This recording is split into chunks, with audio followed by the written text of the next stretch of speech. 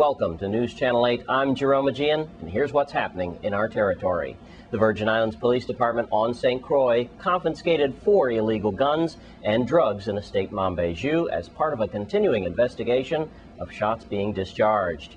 Here's Virgin Islands Police Department spokesperson Melody Raines. Police on St. Croix confiscated 4 illegal weapons in Estate Mon Bijou as they continue to investigate the discharging of shots that was reported to Emergency 911 about 1:37 p.m. Wednesday, February 11th.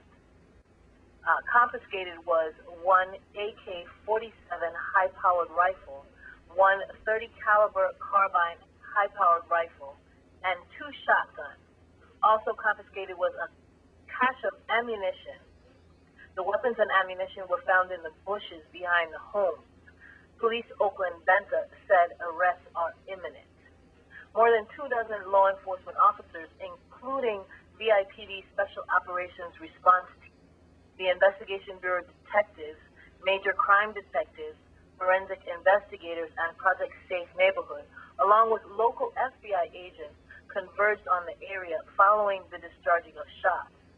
Chief Benta reiterated his earlier statements that persons who fire shots in residential areas without regard for lives of innocent persons who may be injured or killed by gunfire will face penalties of reckless endangerment when apprehended.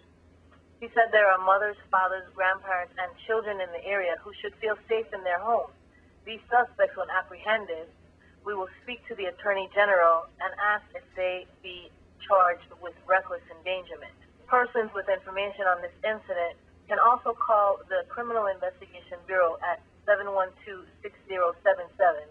712-6037, the Chief's Office at 712-6005, or Crime Stoppers USVI at 1-800-222-TIPS. And in other news, another suspect has been arrested in the Lorraine Village homicide. Here's Virgin Islands Police Department spokeswoman Melody Raines with details. Investigation Bureau detectives on St. Croix arrested a 3rd suspect in connection with the death of 19-year-old George Ronald Simpson, who died from gunshot wounds in the parking lot of the Lorraine Village Apartments on January 23rd. Isaac S. Roger was arrested at 5:30 a.m. Thursday, February 12th, based on a warrant, and he was charged with murder in the 1st degree, assault in the 1st degree, and reckless endangerment. Of course, you know that Adrian Benjamin, age 24, of Mutual Homes Housing Community, was arrested the same night of the shooting, and Jamal Rivera, 23, of Estate Grove Place, was arrested on February 2nd. Both suspects were also charged with murder in the 1st degree, assault in the 1st degree, and reckless endangerment. The case is still being investigated by detectives who continue to follow up on all leads. If anyone in the community has additional information about this case, they are urged to call the Criminal Investigation Bureau at 712-6077, 712-6037, or Crime Stoppers USVI at 1-800-222-TIPS. And in other news, Superior Court presiding judge Daryl Donahue dismissed charges against suspected bank robber Dwayne Tobal without prejudice Wednesday after prosecution motion to continue the trial was denied because the prosecution has not yet completed its investigation and wasn't prepared to move forward with the trial. In other news, Senator Positive Nelson has some good ideas for the Anguilla landfill. Let's listen in. I want to make a point to people of the Virgin Islands, and it's relative to the fire which was just finally put out at the landfill. You've heard that this fire has been burning for years on the ground. If something is burning, that's telling you that that's a fuel source.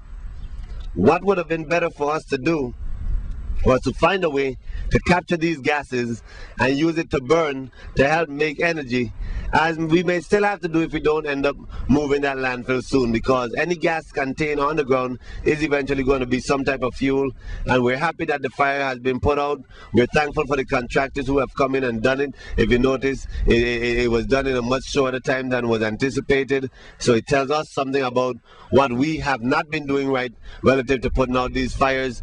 But what we need to look at even more so is that that's a wasted opportunity, because we did not capture that energy and use it for our own resources here. So these are things we have to look at as a territory. We need to stop wasting, and that's also a mode of waste, and I'm hopeful that the people westward of the landfill can have fresher air now, because these fires won't be happening for the meantime. However, that's not a total resolution, because so long as there's gas compacted there, eventually the fires will come back. So we need a more long-term resolution, and I think they're working towards it. And I myself am curious, like the rest of the public, as to how waste management is moving forward and what's the progress that's been made thus far. We'll be right back after these messages.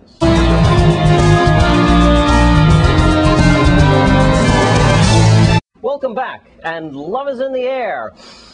Can you smell it? Yes, it is. Almost that time of the year again when we shower our loved ones with gifts and flowers. News Channel 8's T. Roy Augustin has some helpful tips that might help you this Valentine's Day. It's that time of year again where you might have your special someone, your wife, or even a secret admirer. Here at Paradise Flowers, I'm with Mr. Charles, the florist, where they're going to show you some of their great gifts this year for Valentine's Day. Mr. Charles, it's nice meeting you. Yeah, pleasure, T.Y. Could you tell us what you're going to be selling this Valentine's Day here? Well, roses, I hope roses will be the one that's going right now, because we have roses in all different colors. White, yellow, pink. We even have a black rose. A black rose? Yeah, so red that it turns black. I never saw that. Well, that's an awesome rose to give to somebody that you really love. We have tropical arrangements, which comes in different sizes. Different sizes. All the tropicals, anthuriums, we got lilies, you name it, we got it, along with the black rose. So this should be a good Valentine's for anyone who wants to get something special for their Valentine. I know the ladies of the Virgin Islands have a sweet tooth. What do you have in that department? Hey, the baskets here, man, they're full of all kind of chocolates, champagne, teddy bears, and some get flowers inside of it also. Also, we have fruit and flower baskets. Flowers on one side, fruits on the other side. What about the cuddle? You know, the like bears. We got, you know, bears start from small bears, large bears, and even in this basket we got a little cuddly bear, man. See that? Right here at Paradise Flowers, you can get all sorts of arrangements, chocolates for the sweet tooth. They said the baskets are arranged with all sorts of goodies. What times are you guys open? 6 to 6. 6 to 6. But we were here 24/7 because I've been making flowers all night to make sure everybody gets exactly what they want. Early bird catches a worm. Even if you're late, he says he's gonna be here all day, all night. That's what he sounds like. He's saying all night too. Hey, call me 778-8631 or 719-0794. 719-0714. 94. I'm sorry, 94. So call me. If you're running late, before I close, I'll stay open just for you if you call me. Hear that? So this year you shouldn't have no excuse, no kind of excuse whatsoever, because Mr. Charles said he's gonna be here. Call him at the number he just gave, and you and your special someone should be enjoying this year's Valentine's. Am I right? That's definitely, man. They're located right across from Gateway, on the west side of Gateway. They're very easy to reach. Mr. Charles is a florist here, and he knows exactly what you're going to be looking for. Just come in, ask him whatever questions you want to ask, and he'll make sure that that special someone in your life get exactly what they want. Am I right? Definitely. Roses, roses, roses. 6 dozen, 24, 18, you name it, you can get it right here at Paradise Flowers. Here at Paradise Flowers, I'm T-Roy for News Channel 8.